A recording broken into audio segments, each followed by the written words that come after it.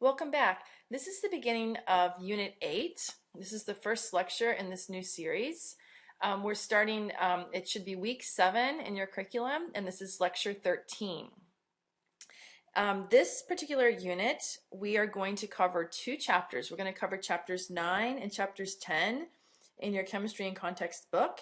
We're going to start off a little bit looking at some sections in the beginning of chapter 10. That's a little bit of a introduction to some basic organic chemistry, and then we're going to move over to chapter 9 and then back and finish up in chapter 10. So we're going to do a little moving around a little bit, so you're going to want to kind of pay attention to where we are in the book as we move along. This unit is a 4-week unit, so that means it should take you about 4 weeks to get through all of the curriculum.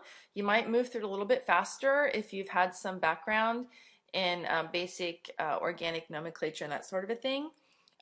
If not, you'll probably need to take the full 4 weeks to get through this, to get the full, to learn as much as you can at this particular time.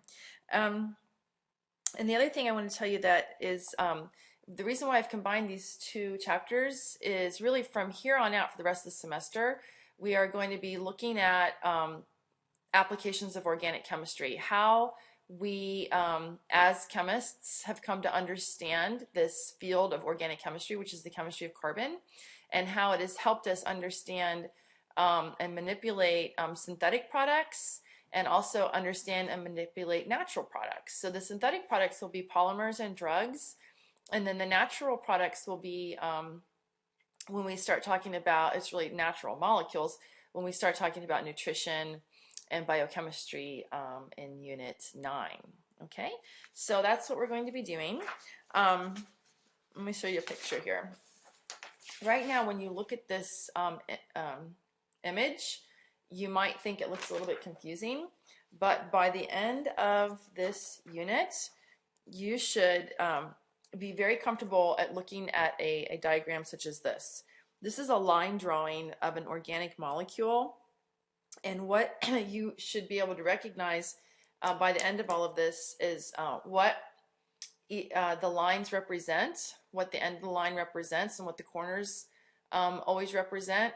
You should recognize that on this particular molecule, there are 3 functional groups. So you'll learn what the term functional group means.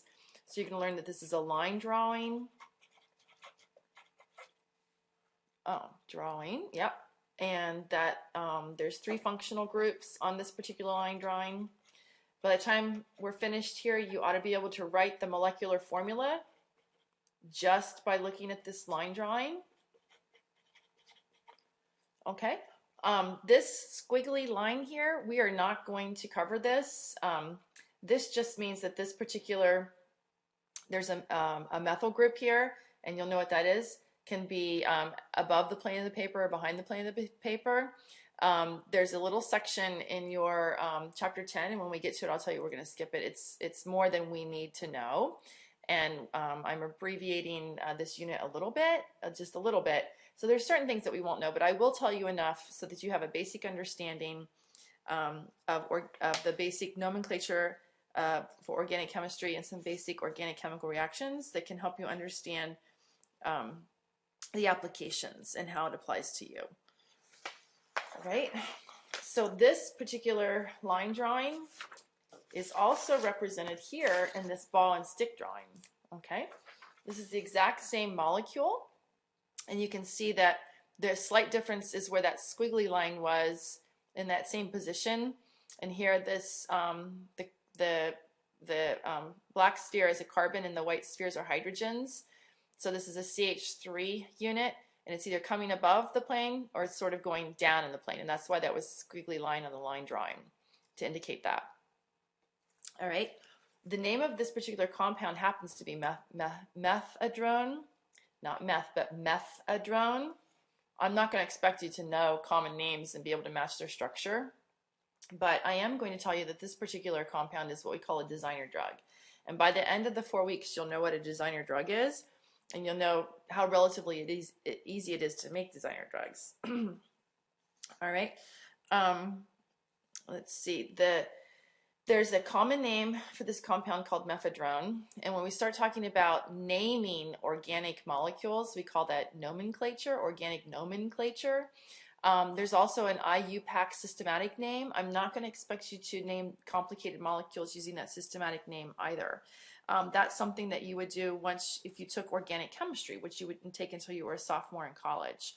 Okay, so we're not going to get into the sophisticated names, but you'll start noticing some common features in these molecules, and I'll expect you to name some of the smaller molecules, and when we get to it, you'll know what my expectations of you are. All right, so by the end of the unit, the bottom line is this should not look foreign to you. Naming and recognizing some more common names of organic molecules, knowing what a designer drug is